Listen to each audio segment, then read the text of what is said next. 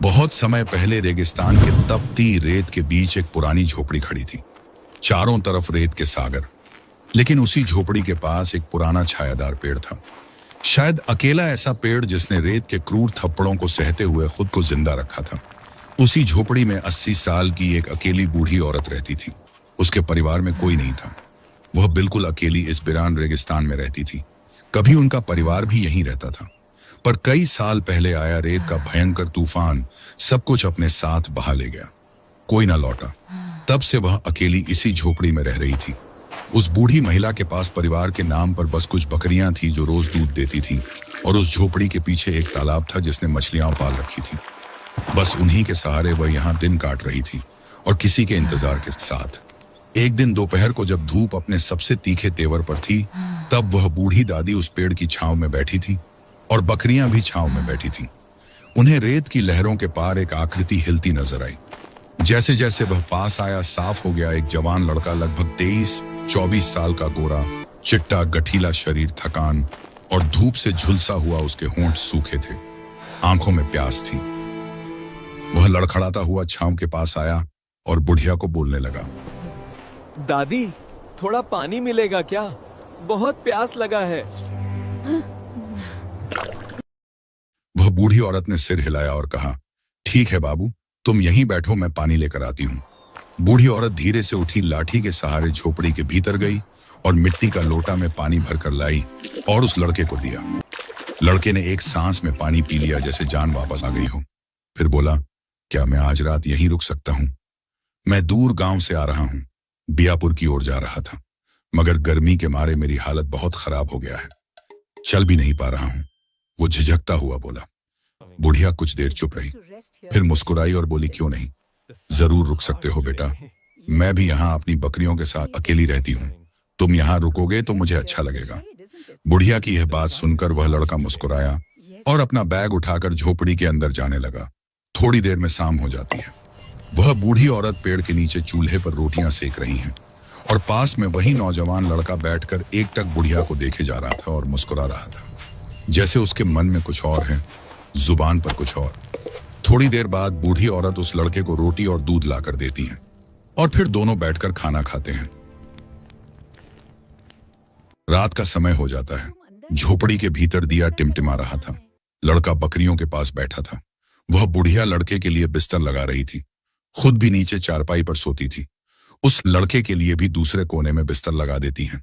नाम क्या है तुम्हारा? बुढ़िया ने घर के अंदर से ही पूछा। मेरा नाम अर्जुन है, लड़का बोला। बड़ा सुंदर नाम है तुम्हारा। तुम अंदर आ जाओ, बिस्तर लगा दिया है। लड़का धीरे से उठकर झोपड़ी के अंदर चला जाता है और एक कोने में लगा बिस्तर पर लेट गया। थोड़ी देर बाद वह बुढ़िया अंदर आती हैं और अपने चारपाई पर लेट जाती हैं। थोड़ी देर बाद बूढ़ी औरत की आंख लग जाती है, पर लड़के को नींद नहीं आती है। वह चुपके से बुढ़िया के बिस्तर के पास आकर बैठ जाता है और एकटक उसको देखने लगता है। फिर उसके सर पर हाथ फेरने लगता है। जैसे ही उसको लगता है कि बुढ़िया की नींद खुलने वाली है, तो वह डर जाता है और झट से उठकर अपने बिस्तर पर लेट जाता है। बुढ़िया की आंख खुल जाती है। वह बिस्तर से ही उठकर इधर उधर देखती है कि कोई आया था क्या उसके बिस्तर के पास। फिर बुढ़िया का नजर उस लड़के की तरफ नजर जाती है। देखती है लड़का सो रहा। बूढ़ी औरत भी अपने बिस्तर पर फिर से लेट जाती है। धीरे धीरे गहरी नींद में सो जाती है। लड़का जो सोने का नाटक कर रहा था, उसने आंखें खोला और सोचने लगा, मुझे जरा संभल कर रहना होगा। बुढ़िया बहुत चालाक है, अगर मैं पकड़ा गया तो मेरा मकसद कभी पूरा नहीं होगा। सोचते सचते वह लड़का भी सो जाता है। अगली सुबह जब लड़का सोकर उठता है और जब झोपड़ी से बाहर आता तो देखता है बूढ़ी औरत पेड़ के नीचे चूल्हे पर खाना बना रही हैं और पास में बकरियां घास और पत्तियां खा रही हैं। लड़का बूढ़ी औरत के पास आता है और पूछता है, यहाँ तालाब कहाँ है? मुझे मुंह हाथ धोना है। बुढ़िया ने इशारा करते हुए कहा, वहां झोपड़ी के पीछे कुछ दूरी पर झाड़ियां हैं ना, वहीं हैं। लड़का ने सिर हिलाया और फिर झाड़ियों की तरफ बढ़ने लगा।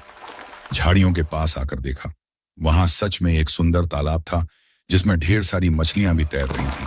लड़का तालाब के किनारे उतरा और पानी से मुंह हाथ धोने लगा, पर उसे इतनी सारी मछलियां देखकर मछली खाने का मन होने लगा। तभी पीछे से वह बुढ़िया हाथ में एक कलश लेकर आती हैं, शायद पानी भरने के लिए, और आते आते बोलती हैं, देखना उस तालाब में एक बड़ा सांप भी रहता है, आसपास ज्यादा घास जंगल झाड़ नहीं है, इसीलिए वह सांप इसी झाड़ी में हमेशा रहता है। लड़का थोड़ा डर जाता है और बोलता है, क्या आपको कभी डर नहीं लगता इन जहरीले सांप बिच्छू से? बूढ़ी औरत लड़के का बात सुनकर मुस्कुराती है और फिर बोलती है, मुझे तो अब आदत सी हो गई है इन सांप बिच्छुओं से। यह हमेशा मेरे आसपास घूमते रहते हैं पर कभी काटते नहीं। बुढ़िया की यह बात सुनकर लड़का भी मुस्कुराने लगता है।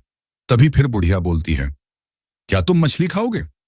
लड़का तुरंत बोलता है, हाँ क्यों नहीं, अगर आप खिलाओगी तो जरूर खाऊंगा। फिर दोनों हंसने लगते हैं।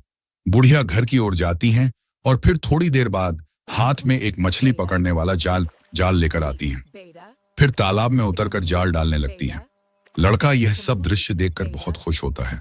बुढ़िया एक जाल उठाकर देखती हैं, उसमें बहुत सारी मछलियां आती हैं, पर छोटी छोटी मछलियां आती हैं, इसलिए उसे वापस छोड़ देती हैं। फिर दोबारा तालाब में जाल डालती हैं। लड़का बोलता है, आप छोटी मछलियां को क्यों छोड़ दिया? तब बूढ़ी औरत बोलती है, छोटी मछलियां तालाब में रहेंगी तो और भी बड़ी बड़ी होंगी, और फिर बड़ी होंगी तो ज्यादा मछलियां भी होती रहेगी। अर्जुन कुछ देर तक उस बूढ़ी औरत को देखता रहा जो जाल से मछलियां निकाल रही थी। फिर उसने जिज्ञासा से पूछा, आप इस सुनसान रेगिस्तान में कैसे रहती हैं? अपना गुजारा कैसे करती हैं?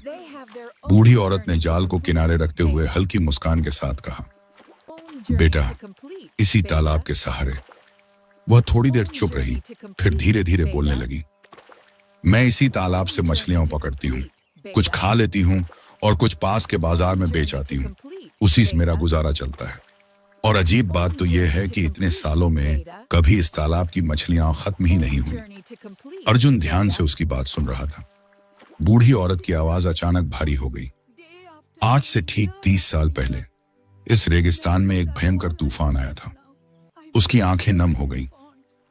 बारिश, आंधी, रेत का तूफान, सब कुछ एक साथ। मेरा घर, मेरा परिवार, सब कुछ उसी तूफान में बह गया। वह धीरे से सिर झुकाकर बोली, जब मुझे होश आया तो मैं रेत के अंदर दबी हुई थी। किसी तरह खुद को बाहर निकाला, फिर अपने पति, माँ बाप को ढूंढने लगी। उसकी आवाज कांप रही थी। मैंने आसपास के हर गांव, हर शहर में ढूंढा, लेकिन किसी का कोई पता नहीं मिला, जैसे वो सब कभी थे ही नहीं। कुछ पल के लिए वहां सन्नाटा छा गया। फिर वह बुदबुदाने लगी, रेत ले गई सबको, तूफान बहुत बड़ा था, सब बिछड़ गए। अर्जुन ने देखा कि बूढ़ी औरत की आंखों से आंसू गिर रहे थे। वो बोला, आप चिंता मत करो, अब सब अच्छा होगा। उसी समय उसने जाल की तरफ देखा और उत्साहित होकर बोला, अरे देखो देखो, तुम्हारे जाल में कितनी बड़ी मछली आई है। बूढ़ी औरत ने जाल की तरफ देखा और हल्की मुस्कान उसके चेहरे पर आ गई। उसने मछली निकाली और झोपड़ी के पास चूल्हे पर पकाने लगी। थोड़ी देर बाद मछली पक गई। उसने अर्जुन को खाना परोसा। दोनों ने साथ बैठकर खाना खाया। खाने के बाद अर्जुन पेड़ के नीचे जाकर आराम से बैठ गया। बूढ़ी औरत अपनी लाठी उठाकर आराम बोली, करो, मैं बकरियों के लिए चारा लेने जंगल जा रही हूँ। और धीरे धीरे जंगल की तरफ चली गई।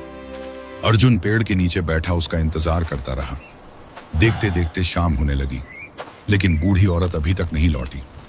आखिर अर्जुन उठ खड़ा हुआ। लगता है मुझे ही जाकर देखना पड़ेगा। वह जंगल की तरफ चल पड़ा। रेगिस्तान के बीच इतना हरा भरा जंगल देखकर वह हैरान रह गया। वह चारों तरफ की सुंदरता को देखता हुआ अंदर बढ़ता गया। तभी उसकी नजर तालाब के किनारे बैठी एक बहुत ही सुंदर जवान लड़की पर पड़ी।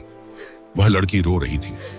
अर्जुन चुपचाप पेड़ों के पीछे छिपकर उसे देखने लगा। कुछ देर बाद वह लड़की उठी और धीरे धीरे पानी में उतर गई। फिर उसने एक डुबकी लगाई और जैसे ही वह पानी में डूबी, सब कुछ बदल गया। अर्जुन की आंखें फैल गईं। वह घबरा गया और तुरंत वहां से निकलकर वापस झोपड़ी में आ गया।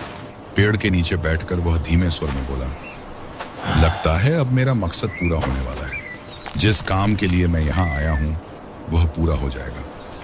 और वह अजीब तरह से हंसने लगा। उसी समय पीछे से कदमों की आहट आई। अर्जुन ने पलटकर देखा। वही बूढ़ी औरत लाठी टेकते हुए वापस आ रही थी। उसके हाथ में बकरियों के लिए चारा था। वह बकरियों को चारा डालते हुए बोली, तुम अभी तक गए नहीं? तुम तो आज जाने वाले थे। अर्जुन बोला, नहीं, आज रात मैं यहीं रुकना चाहता हूं, कल सुबह चला जाऊंगा।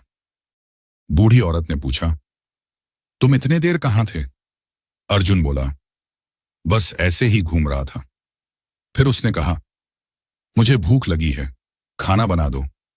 बूढ़ी औरत ने जल्दी जल्दी खाना बनाया। दोनों ने खाना खाया और सोने चले गए।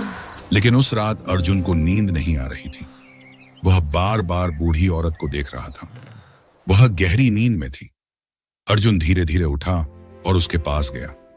उसने प्यार से उसके चेहरे को देखा और धीमे से बोला, बस आज की रात, उसके बाद तुम हमेशा के लिए मेरी हो जाओगी। उसने धीरे से उसके गाल पर हाथ फेर दिया। तुम मेरी हो, सिर्फ मेरी। इतने में बूढ़ी औरत की आंख खुल गई। वह गुस्से में बोली, तुम यहां क्या कर रहे हो इतनी रात को? अर्जुन मुस्कुराया, कुछ नहीं, बस नींद नहीं आ रही थी। बूढ़ी औरत झुंझलाकर बोली, जाओ, जाकर सो जाओ। अर्जुन चुपचाप वापस अपने बिस्तर पर चला गया। सुबह सूरज उगा। अर्जुन बाहर आया तो देखा बूढ़ी औरत चूल्हे के पास बैठकर रोटियां बेल रही थी। बकरियां पास में चारा खा रही थी। रेगिस्तान की रेत सुनहरी हो रही थी। अर्जुन चुपचाप बैठकर उसे देखने लगा, जैसे कोई पति अपनी पत्नी को देखता है, जैसे सदियों का प्रेम मिल गया हो। लेकिन उसकी आंखों में एक रहस्य छिपा था और उसके मन में बस एक ही बात घूम रही थी। आज उसका असली मकसद पूरा होने वाला था। थोड़ी देर बाद बूढ़ी औरत ने रोटियां बनाकर अर्जुन के सामने रख दी। लो बे, खाना खा लो, फिर अपने रास्ते चले जाना। अर्जुन ने चुपचाप खाना खाया, लेकिन उसकी नजरें अब भी उसी पर टिकी हुई थीं। बूढ़ी औरत ने यह महसूस किया। वह थोड़ी नाराज होकर बोली, क्या हुआ, ऐसे क्यों देख रहे हो? अर्जुन हल्का सा मुस्कुराया, लेकिन कुछ नहीं बोला। खाना खत्म करने के बाद बूढ़ी औरत फिर अपनी लाठी उठाने लगी। मैं बकरियों के लिए चारा लेने जंगल जा रही हूं, तुम खाना खाकर यहां से चले जाना। अर्जुन ने सिर हिलाया, लेकिन जैसे ही वह औरत जंगल की तरफ जाने लगी, अर्जुन धीरे धीरे उसके पीछे चल पड़ा। वह झाड़ियों के पीछे छुपता हुआ उसका पीछा कर रहा था। जब भी उसे लगता कि बूढ़ी औरत पीछे मुड़कर देख रही है, वह तुरंत किसी पेड़ के पीछे छुप जाता। कुछ देर बाद दोनों उसी जंगल के अंदर पहुंच गए जहां कल अर्जुन आया था। बूढ़ी औरत धीरे धीरे चलते हुए उसी रहस्यमय तालाब के पास पहुंच गई। वह तालाब के किनारे बैठ गई। अर्जुन दूर खड़ा सब देख रहा था। कुछ देर तक वह औरत चुपचाप बैठी रही, फिर धीरे धीरे पानी में उतर गई। और जब उसने तालाब में डुबकी लगाई तो अर्जुन की आंखें हैरानी से फैल गईं। पानी से बाहर एक बहुत ही सुंदर जवान लड़की निकली। अब वहां कोई बूढ़ी औरत नहीं थी। वह लड़की तालाब के किनारे बैठ गई और अचानक रोने लगी। उसकी आवाज बहुत दर्द भरी थी। वह खुद से ही बोल रही थी, नहीं आएगा, वह मुझे इस श्राप से मुक्त करने नहीं आएगा। मैं 30 साल से उसका इंतजार कर रही हूं, लेकिन वह कभी नहीं आया। उसकी आंखों से आंसू लगातार गिर रहे थे। शायद यही मेरी किस्मत है, यही मेरी पूरी जिंदगी निकल जाएगी। धीरे धीरे शाम होने लगी, सूरज डूबने लगा। वह लड़की उठी और फिर से तालाब में डुबकी लगाने लगी। लेकिन जैसे ही वह पानी में जाने लगी, अचानक पीछे से किसी ने उसका हाथ पकड़ लिया। वह चौंक गई। अर्जुन उसके सामने खड़ा था और उसने भी उसके साथ तालाब में डुबकी लगा ली। दोनों जब पानी से बाहर निकले तो लड़की हैरान रह गई। इस बार वह फिर से बूढ़ी औरत नहीं बनी थी। वह अभी भी वही जवान लड़की थी। उसकी आंखें भर आईं। वह कांपती आवाज में बोली, अमन, क्या तुम अमन हो? अर्जुन ने धीरे से सिर हिलाया। उसकी आंखों से भी आंसू निकल आए। लड़की दौड़कर उससे लिपट गई। वह रोते हुए बोली, तुम आने में इतने साल क्यों लगा दिए?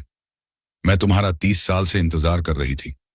अर्जुन ने उसका सिर सहलाते हुए कहा, मैंने तुम्हें ढूंढने की बहुत कोशिश की, लेकिन उस भयानक तूफान के बाद किसी को नहीं पता था कि तुम्हारे साथ क्या हुआ। लड़की ने आंसू पोंछते हुए पूछा, लेकिन तुमने मुझे पहचाना कैसे? अर्जुन मुस्कुराया, तुम्हारी आंखों से।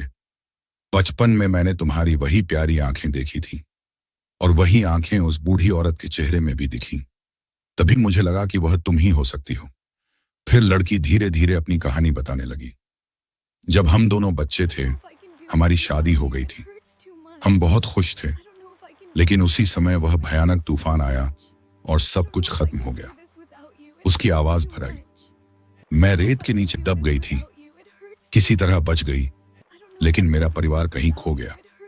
फिर उसने आगे कहा, एक दिन मैं इसी जंगल में बकरियों को चारा खिलाने आई थी।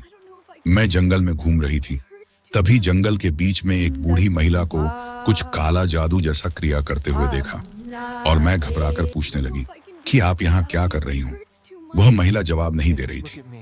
तब मैंने एक पत्थर उठाकर कर उसके क्रिया के बीच में फेंक दिया, जिससे उस बुढ़िया का जलाया हुआ दिया बुझ गया।